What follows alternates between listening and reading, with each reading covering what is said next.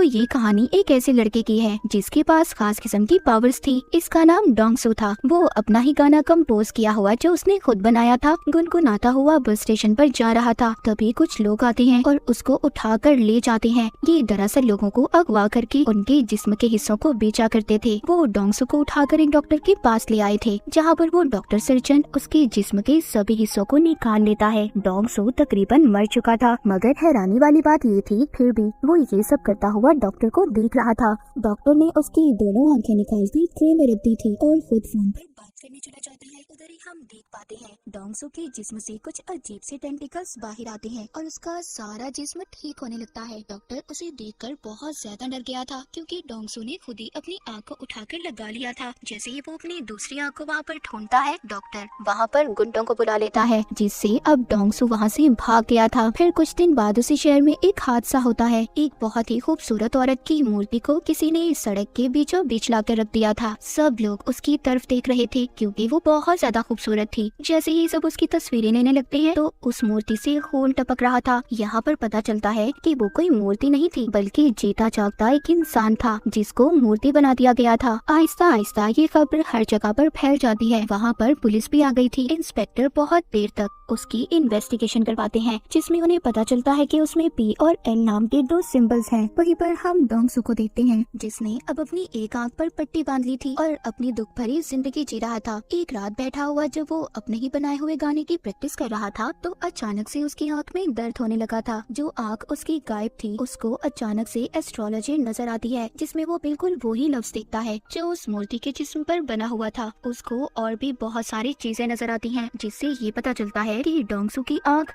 किसी दूसरे आदमी के पास है। तभी डोंगसू ये सब देख पा रहा था जो वो आदमी कर रहा था। अगले दिन डोंगसू अपने काम पर जाता है जो एक कबाड़ खाना था। तभी वहाँ पर कुछ लोग आते हैं जो उसके दोस्त को बहुत मार रहे थे। डोंगसू अपने दोस्त की मदद करने की कोशिश करता है और बेचारा खुद ही मार खा लेता है। उन्हीं में से एक आदमी डोंगसू को मारने के लिए चाकू निकालता है और डोंगसू उससे लड़ाई करता है और इसी उसमें बेचारे डोंगसू का कान कट जाता है, जो कि जमीन पर गिर गया था। ये देखकर सभी वहाँ से भाग जाते हैं। अब जैसे ही वो वहाँ से जाते हैं, डोंगसू अपना कान उठाकर अपनी अजीब खास किस्म की पावर्स ताकत से अपने कान को जोड़ लेता है। उधर ही वो लोग भी अब डोंगसू को ढूंढ रहे थे जो जिस्म के हिस्से बेचा करते थे। उन्हें पता चल चुका था कि डोंगसू का जिस्म और उसका एक एक हिस्सा बहुत खास है, क्योंकि उसे जितना भी जख्मी कर लो काट लो वो खुद ही जुड़कर ठीक हो जाता है। और ऐसे जिस्म की मार्केट में लाखों करोड़ों में कीमत है। लड़ाई खत्म होने के बाद डोंगसू अपने घर जाता है, जहाँ बैठा वो अपने गाने की प्रैक्टिस कर रहा था, मगर उसको गाने की लिरिक्स सही तरह से याद नहीं थी। वो दोबारा से सुनकर प्रैक्टिस करने लगता है। तभी उसको विजन एक ख्याल आता है। उसको उसी आदमी का ख्याल आ रहा था जिसके पास डोंगसू की दूसरी आंख थी। वो भी बैठा उसी का गाना सुन रहा था। तभी डोंगसू की आंख में दर्द होने लगता है, जिसके बाद डोंगसू ये फैसला करता है कि वहीं पर तो बाना जाएगा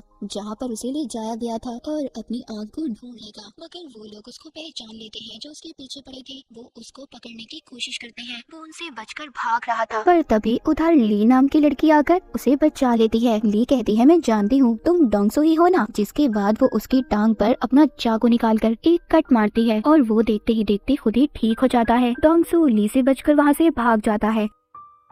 इसके बाद डोंगसू के ख्यालों में हमें एक किताब को दिखाया जाता है, जिसमें लोगों को मारकर उनका पुतला बनाने के बारे में सब कुछ लिखा हुआ था, जिससे ये बात तो साफ थी कि डोंगसू की आंख जिस इंसान के पास थी वो लोगों को मारकर उनका पुतला बनाकर उन्हें शहर में खड़ा कर देता था। फिर हम एक लड़की को देखते हैं जो डोंगसू का गाना सुनते अपने ऑफिस जा रही थी, क्योंकि वो गाना अब काफी ज्यादा वायरल हो चुका था। वो जाकर देखती है तो शहर में एक और पुतला खड़ा था जिसका अभी अभी खून किया गया था। ये सारी बातें अपने दोस्त को बताती है जिसका नाम मिस्टर जिन था, पर वो आदतों से बिल्कुल भी अच्छा नहीं था, मगर ये लड़की उसको पसंद करती थी। ये लड़की मिस्टर जिन के सामने डोंगसू का गाना गुनगुनाती है। तभी उसकी आंखों में दर्द होने लगता है और उधर डोंगसू की आंखों में भी दर्द हो रहा था। अब ये बात तो यहीं पर क्लियर हो जाती है कि डोंगसू की दूसरी आंख जिस इंसान के पास थी वो मिस्टर जिन था और वही था जो शहर में सभी लोगों का कत्ल कर रहा था। और यहाँ पर ये भी पता चलता है कि डोंगसू की दोनों आंखें उसके गाने को पहचानती थी, इसलिए जब भी वो बचता था उसकी आंखें आपस में जुड़ने की कोशिश करती थी। तभी उसे दर्द होता था। एक दिन वो अपने ख्यालों में एक लफ्ज लिखा हुआ देखता है जो कॉप्स आर्ट था। वो जब उसको इंटरनेट पर सर्च करता है तो उसे पता चल गया था कि शहर में जितने भी कत्ल हो रहे हैं वो कातिल उनको मारकर स्टैचू मूर्ति में बदल देता है और वो कोई और नहीं बल्कि मिस्टर जिन है। अब इस बात को पता करने अगले दिन उस लड़की के पास जाता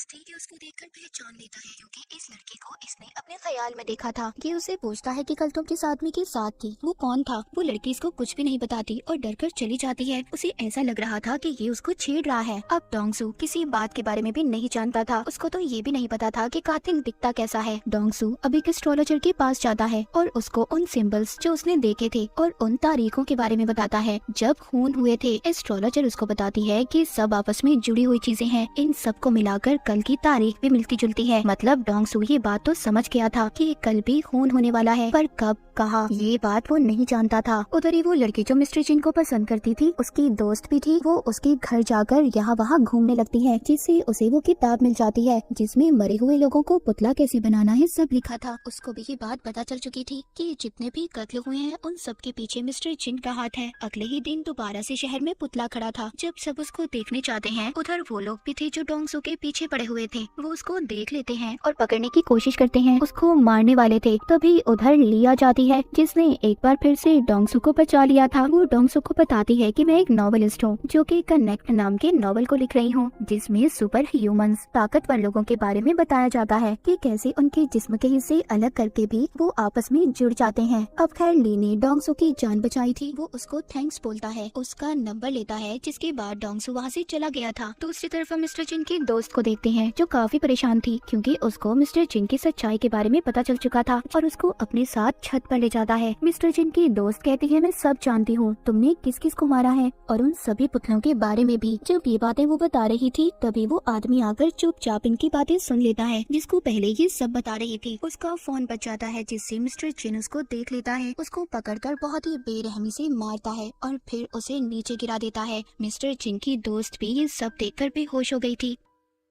तभी उसका फोन बजता है जिसमें उसने डोंगसू के गाने की रिंगटोन को सेट किया हुआ था। जब उसका गाना बजता है तो तभी डोंगसू की आंख में दर्द होता है और मिस्टर जिन की भी। इससे अब डोंगसू को ख्याल आता है और वो सब देख लेता है कि मिस्टर जिन ने दो लोगों को बहुत ही बेरहमी से मार दिया है। ये देखकर डोंगसू मिस्टर जिन के ऑफिस में आ गया था। वहाँ पर भी सबको कत्ल के बारे में पता चल चुका था। हर तरफ एक भगदड़ मच जाती है। वहाँ पर पुलिस भी आ चुकी थी। डोंगसू ने मिस्टर जिन का कोट देख लिया था, इसीलिए वो उसका पीछा करते बाथरूम तक जाता है, मगर उसने उसका चेहरा अभी भी नहीं देखा था। पुलिस आकर डोंगसू को पकड़ लेती है। उन्हें ऐसा लग रहा था कि डोंगसू ने ही कत्ल किया है। डोंगसू सबसे कहता है देखो मैंने कत्ल नहीं किया, कातिल तो बाथरूम में है। पर कोई भी डोंगसू की बातों पर यकीन नहीं करता। लेकिन ली उसको हम कैसे भूल सकते हैं। वो एक बार फिर आकर डोंगसू को बचा लेती है। उधर ही ऑफिस में मिस्टर जिन जो काफी परेशान था क्योंकि वो सोच रहा था कि छत पर तो हम तीनों के सिवा कोई नहीं था। जब वो बैठा डोंगसू का गाना सुन रहा था तभी उसकी आंख में दर्द होता है। अब उसको समझ आ चुकी थी कि सारे फसाद की जड़ उसकी ही आंख है जो ट्रांसप्लांट की गई है, यानी कि जो उसने लगवाई थी। इसका मतलब ये था कि जिसके पास दूसरी आंख है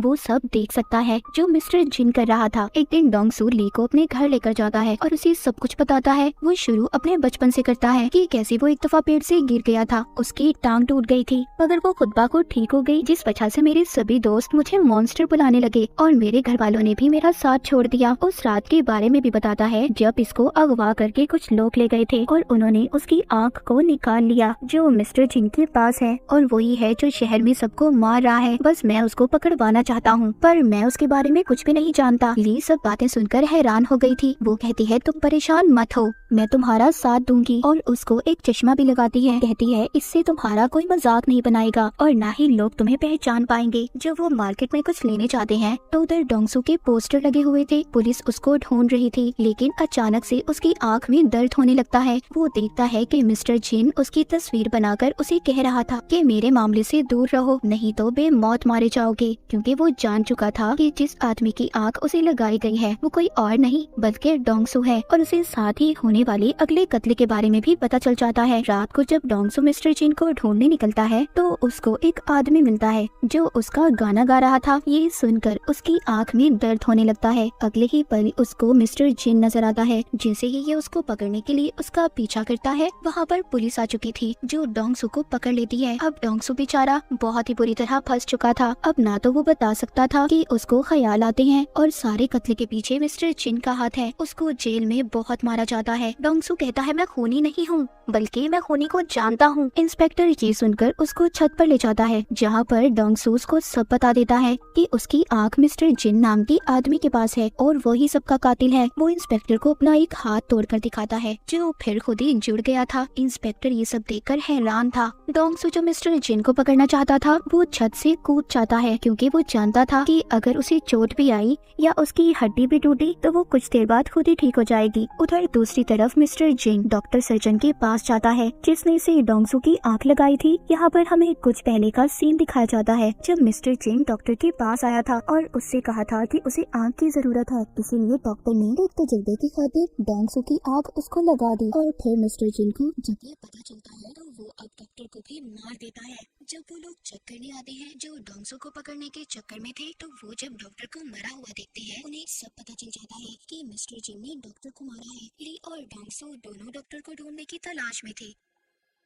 ली एक आदमी को देखती है जो उन्हीं लोगों ने डोंगसू के पीछे लगाया था जो जिस्म के हिस्से बेचा करते थे। ली उसको पकड़ लेती है और उसे मार देती है। उधर दूसरी तरफ डोंगसू बहुत खुश था क्योंकि उसका बनाया हुआ गाना उसका फेवरेट सिंगर लॉन्च करने वाला था। तभी मिस्टर जिन अपने फोन पर नंबर डायल करता है। डोंगसू भी उसे देख पा रहा था। यहाँ पर पहली बार दोनों की बात होती है। डोंगसू से पूछता है कि तुम लोगों को क्यों मार रहे हो। वो उसको बताता है कि मुझे कैंसर है और अगर इस बीमारी की वजह से मैं जिंदा नहीं रह सकता तो कोई भी इंसान जिंदा नहीं रहेगा। और तुम आगे आगे देखो मैं लोगों को कैसे मौत देता हूँ। वहीं पर अब ली के मारे हुए आदमी की लाश भी पुलिस को मिल गई थी और साथ ही साथ मिस्टर जिन के खिलाफ सबूत भी। जब ली डोंगसू से मिलती है तो वो अपनी गर्दन पर कट मारती है जो देखते ही देखते खुद ही ठीक हो गया था। यानी कि इसका मतलब ये था कि ली भी कनेक्ट थी। वो कहती है शायद हम जैसे और भी लोग होंगे। दूसरी तरफ मिस्टर जिन डोंगसू जैसा बनकर उसी सिंगर के पास चला जाता है जिसने डोंगसू को बुलाया था। उस सिंगर को वो मार कर अगवा कर लेता है और साथ ही डोंगसू को धमकी देता है कि अगर रात तक वो उसके पास नहीं आया तो वो सिंगर को मार देगा। पर वो लोग डोंगसू को पकड़ लेते हैं